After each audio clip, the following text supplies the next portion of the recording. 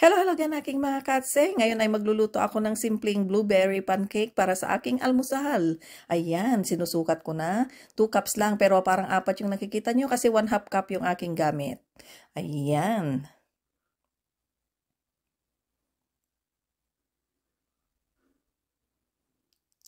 At lalagyan ko rin siya ng 1 1/3 cup ng milk.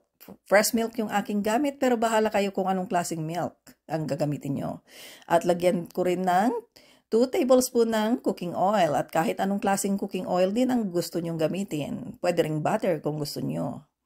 Dagyan din ng 2 eggs. Yan, sineseparate ko munang kinakrak kasi baka may sira yung ating egg. Pero bago naman kaya yon lagay na natin. I-mix lang natin na maigi hanggang mawala yung mga lumps. At dahil nga blueberry, lalagyan ko na siya ng blueberries.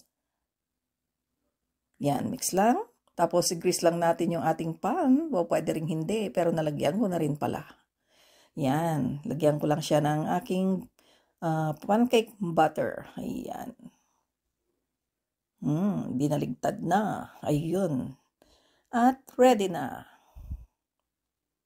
Tuloy-tuloy lang tayo sa ating pagluluto hanggang maubos yung ating pancake butter.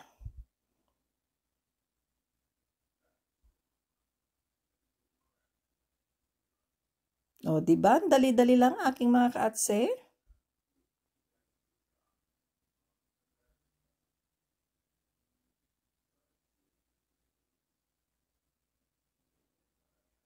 At yun na nga, binaligtad ulit. At yun, ano ba ito, natiklop.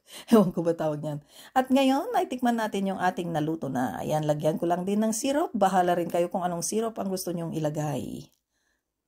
At nilagyan ko rin siya ng extrang blueberries sa ibabaw para mas malasa pa ang aking blueberry pancake.